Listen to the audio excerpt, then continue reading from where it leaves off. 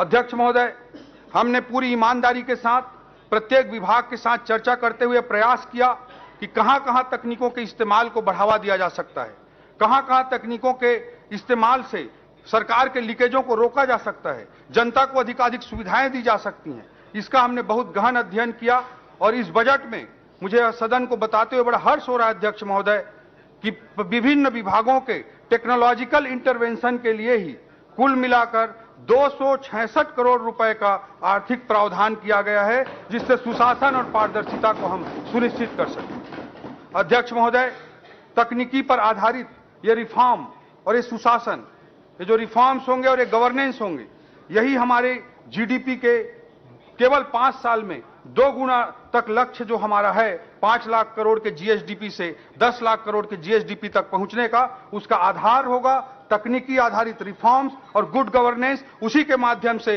हम अपनी जीडीपी को आने वाले 5 सालों में दुगना करके दिखाने की बड़ी चुनौती को स्वीकार की है अध्यक्ष महोदय। अध्यक्ष महोदय, तीसरा हमारा पिलर है अधिकतम कैपेक्स, पूंजीगत व्यय को अधिकाधिक सुनिश्चित करना। अध्यक्ष महोदय, किसी भी विकासशील अर्थव्यवस्था के उच्च विकास दर के लिए पूंजीगत व्यय को आधार स्तंभ माना जाता है। अध्यक्ष महोदय, आर्थिक अध्ययन कहता है कि 100 रुपए का पूंजीगत व्यय हम करते हैं तो जीएसडीपी में 247 रुपए की वृद्धि होती है। इसलिए किसी भी विकासशील अर्थव्यवस्था के लिए बहुत जरूरी होता है कि उसके कैपेक्स में अधिकाधिक वृद्धि की जाए।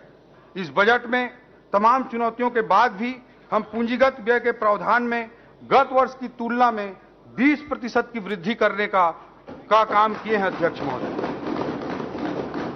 जबकि पिछले 5 सालों में औसतन आप देखेंगे तो कैपेक्स में वृद्धि 5 सालों के औसत में 12% रही है, जबकि इस बजट में हम 20% की कैपेक्स वृद्धि का महत्वाकांक्षी लक्ष्य लेकर इस बजट का निर्माण किए हैं।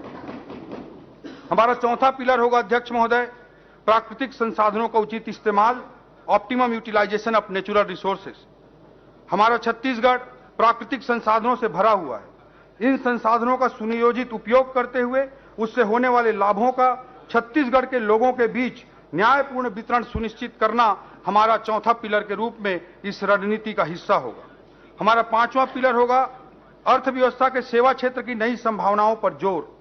छत्तीसगढ़ के प्राकृतिक सौंदर्य के अनुरूप इको टूरिज्म सर्किट विकसित करना, 5 शक्ति पीठों को विकसित करके धार्मिक पर्यटन को बढ़ावा देना, आईटी सेक्टर की स्थापना, हेल्थ डेस्टिनेशन के रूप में छत्तीसगढ़ को विकसित करना, wedding destination, business tourism, conference destination जैसे नए उभरते संभावनाओं का लाभ प्रदेश को मिल सके, इसके लिए रोड मैप तैयार करेंगे। अध्यक्ष महोदय, सेवा क्षेत्र में देश की औसतन जो जीडीपी पर योगदान है वो करीब 55% के लगभग है, जबकि हमारे छत्तीसगढ़ की अर्थव्यवस्था में सेवा क्षेत्र का योगदान अभी मात्र 31% है। इसे बढ़ाकर ही हम छत्तीसगढ़ की आर्थिक उन्नति को सुनिश्चित कर सकते हैं अध्यक्ष महोदय, हमारा 6वां पिलर होगा सरकार की सारी क्षमताओं के अतिरिक्त निजी निवेश को भी सुनिश्चित करना। हमारे छत्तीसगढ़ में आधुनिक आर्थिक दर्शन के अनुरूप रेड टेपिज्म के स्थान पर रेड कारपेट की निवेश संस्कृति का हम विकास करेंगे। मॉडर्न इकोनॉमिक फिलॉसफी जैसे minimum government maximum governance, EODB ease of doing business, ease of living, single window प्रणाली, ऑनलाइन परमिशन, मिनिमम परमिशन जैसी व्यवस्थाओं की स्थापना करके हम आर्थिक विकास को सुनिश्चित करेंगे। इसी तारतम्य में पीपीपी अर्थात पब्लिक प्राइवेट पार्टनरशिप के आदर्श प्रयोगों के लिए नीति आयोग, अखिल भारतीय प्रबंधन संस्थान आईएएम्स जैसे विशेषज्ञ संस्थाओं का हम सहयोग लेना सुनिश्चित करेंगे। इन सब सहयोग लेते हुए जो प्राइवेट इन्वेस्टमेंट है उसको भी बढ़ावा देने का हम काम करेंगे। हमारी रणनीति का 7वां पिलर होगा अध्यक्ष महोदय focus on Bastar and Surguja. Bastar Surguja की ओर भी देखो, ये हमारी आर्थिक रणनीति का 7वां स्तंभ होगा। पिछले 5 वर्षों में कांग्रेस के कार्यकाल में बस्तर सरगुजा क्षेत्र आर्थिक विकास की दृष्टि से अछूते रहे हैं। इन क्षेत्रों की एयर कनेक्टिविटी को बढ़ाने के लिए सार्थक पहल की जाएगी। Eco tourism destination, naturopathy destination के रूप में विकसित करने हेतु प्रयास किए जाएंगे। बस्तर क्षेत्र में लघु वनोपज के प्रसंस्करण हेतु उद्योगों की स्थापना की जाएगी। सरगुजा क्षेत्र में उद्यानिकी, मछली पालन जैसी संभावनाओं को भी प्रोत्साहित किया जाएगा। इस प्रकार समन्वित प्रयास करते हुए इन क्षेत्रों की आर्थिक संभावनाओं को पूरी तरह से मूर्त रूप प्रदान किया जाएगा। यह हमारी रणनीति का 7वां स्तंभ होगा। अध्यक्ष महोदय, हमारी रणनीति का 8वां स्तंभ होगा डीडीपी, डिसेंट्रलाइज्ड डेवलपमेंट पॉकेट्स। विकेंद्रीकृत विकास पॉकेट्स की स्थापना करने पर हमारा जोर होगा।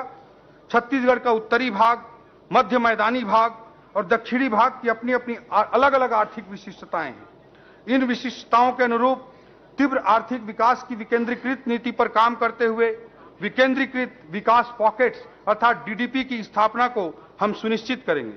रायपुर, भिलाई जैसे क्षेत्रों की अपनी अलग विशिष्टता है, इसलिए इसके आसपास के क्षेत्रों को स्टेट कैपिटल रीजन के रूप में विकसित करने की योजना तैयार की जाएगी। इस क्षेत्र को विश्व स्तरीय IT sector, wedding destination, education destination, health care destination के रूप में विकसित करने की हमारी रणनीति होगी। नवा रायपुर अटल नगर में इस बजट में लाइवलीहुड सेंटर ऑफ एक्सीलेंस एवं दुर्ग में सेंटर ऑफ एंटरप्रेन्योरशिप, दुर्ग जिले में सेंटर ऑफ एंटरप्रेन्योरशिप की स्थापना करने का लक्ष्य रखा गया है। इससे दुर्ग भिलाई में आईटी सेक्टर को प्रमोट करने का, उसको प्रोत्साहित करने का हमारा क्रांतिकारी प्रयास होगा।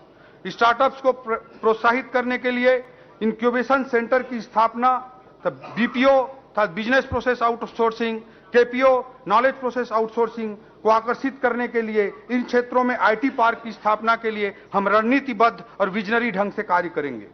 नवा रायपुर में आईटी आधारित रोजगार सृजन हेतु प्लग एंड प्ले मॉडल का विकास किया जाएगा। इससे आर्थिक विकास और रोजगार सृजन के नए अवसर विकसित होंगे। रायपुर, नवा रायपुर अटल नगर, बिलासपुर, दुर्ग, भिलाई, अंबिकापुर, जगदलपुर, कोरबा, रायगढ़ जैसे प्रमुख नगरों को विकास के ग्रोथ इंजन के रूप में विकसित करने की एक रणनीतिबद्ध योजना के तहत हम काम करेंगे।